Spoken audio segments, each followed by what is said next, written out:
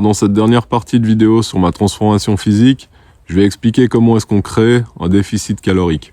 Dans la première partie de vidéo, j'expliquais comment on calculait son besoin calorique, le total calorique, avec la semaine 0. Dans la deuxième partie, j'ai expliqué comment on répartissait les macronutriments, protéines, lipides et glucides. Donc le déficit calorique, c'est ce qui va vous permettre d'éliminer du gras, de perdre du gras, et pas juste du poids sur la balance, mais vraiment du gras. Le corps est bien fait, on fonctionne de cette façon.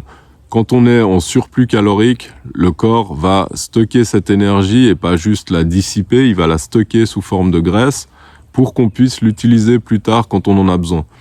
Malheureusement, aujourd'hui, avec l'alimentation qu'on a et le manque de dépenses, on a tendance à plutôt stocker du gras parce qu'on bouge pas assez et qu'on consomme trop de nourriture, trop de calories. Donc pour créer ce déficit calorique, c'est simple. C'est soit il va falloir bouger beaucoup plus et rester au niveau de calories qu'on consomme, ou alors on peut baisser les calories qu'on consomme et ne pas changer la dépense. Mais l'idéal, donc le meilleur des deux mondes, c'est d'augmenter un peu la dépense et de baisser la consommation des calories. Donc on va pas trop se compliquer la vie, vous allez prendre votre total calorique de la semaine 0, celui que vous avez calculé, admettons que vous êtes à 3000 calories, et vous allez simplement descendre à 2500. Donc vous retirez 500 calories. Et vous gardez bien sûr votre répartition des macros. Et ensuite, pendant la semaine 1, vous allez commencer à traquer votre poids, comme je l'ai expliqué dans la première vidéo. Et si le poids commence à baisser, ça veut dire que vous allez dans le bon sens, ça veut dire que les 500 calories sont un réel déficit calorique.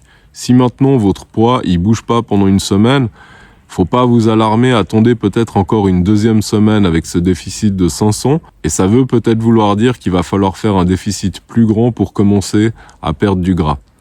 En parallèle, vous pouvez aussi augmenter la dépense. Donc admettons que vous avez une dépense extrêmement sédentaire et que vous avez compté sur votre podomètre et que vous êtes aux alentours de 5000, voire moins de 5000, ça c'est très très sédentaire. Donc vous pouvez juste ajouter 5000 pas par jour. Ça vous amène à 10 000. C'est pas extrême, mais déjà 10 000 c'est pas mal. Si par exemple vous étiez à 10 000, vous pouvez rajouter 15 000. Maintenant si vous êtes à 20 000 pas par jour, ça sert à rien d'aller jusqu'à 30 000, il va falloir plutôt jouer sur la baisse des calories. Donc voilà, pour résumer le déficit calorique, vous enlevez simplement 500 calories à votre total de la semaine 0 et vous augmentez vos pas de 5000 par rapport à où vous en étiez à la semaine 0. Pour finir, je vais parler de 3 points qui sont importants. C'est la gestion de la faim, la durée du déficit calorique et qu'est-ce qu'on fait une fois qu'on a atteint son objectif au moyen du déficit calorique, qu'on a atteint le poids idéal. Premièrement, la gestion de la faim. Il faut pas vous y tromper. Malgré tout ce que vous pouvez voir sur les réseaux sociaux, sur Internet, quand vous faites un déficit calorique, ça va être relativement dur. Vous allez avoir faim parce que vous étiez habitué à consommer peut-être 3000, 4000 calories et vous allez descendre peut-être jusqu'à 2000 calories et à 2000 calories, vous aurez vraiment l'impression de rien manger. Donc il faut pas se leurrer, c'est difficile. Et c'est surtout difficile psychologiquement, par exemple les personnes qui ont l'habitude de grignoter, vous allez devoir trouver tout un tas de stratégies pour ne pas penser tout le temps à la nourriture et ne pas avoir faim.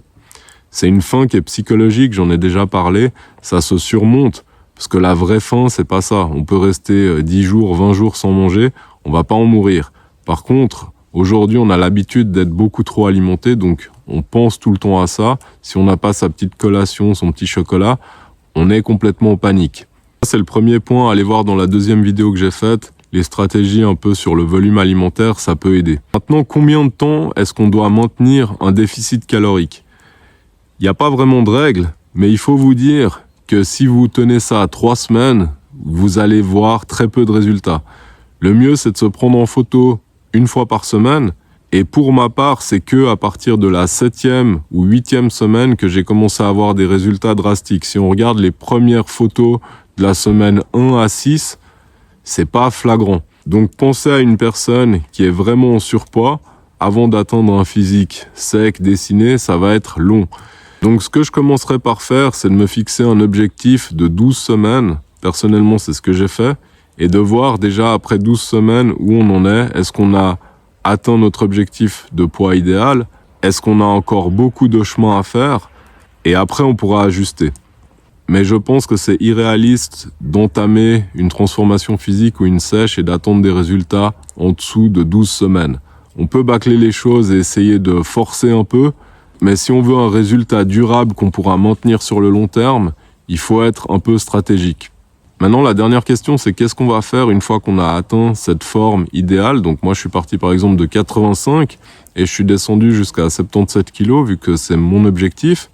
Le but, c'est pas d'atteindre cet objectif pour un instant T et ensuite de recommencer à manger normalement et reprendre tout le poids et tout le gras qu'on a perdu pendant cette transformation physique. Le but, c'est de maintenir ça à vie. En tout cas, moi, c'était mon but. Donc une fois qu'on a atteint cet objectif, on va essayer de le stabiliser. Mais on va se rendre compte qu'on est quand même bas en calories par rapport à ce qu'on avait l'habitude de manger. On peut avoir par exemple moins d'énergie pour les activités physiques. Donc c'est quelque chose qui est contraignant. Donc c'est là que ça peut être intéressant d'entamer une diète inversée, c'est-à-dire qu'on va commencer à remonter progressivement les calories pour atteindre un total calorique plus haut, mais sans prendre de gras. Parce que si on est à 2000 calories par exemple, pour moi qui avais l'habitude de manger plutôt, je pense, 3500, 4000 calories, on a vraiment de la frustration et moins d'énergie. Donc c'est pas une vie de rester à ce total calorique bas toute sa vie. Le but de la diète inversée, c'est justement d'éviter ce que font la plupart des gens, ces régimes yo-yo où ils perdent du poids et dès qu'ils arrivent à cet objectif-là, ils se disent c'est bon et ils recommencent à manger normalement, mais d'un coup. Et à ce moment-là, le gras est de nouveau stocké et ils reprennent tous les kilos qu'ils ont perdus.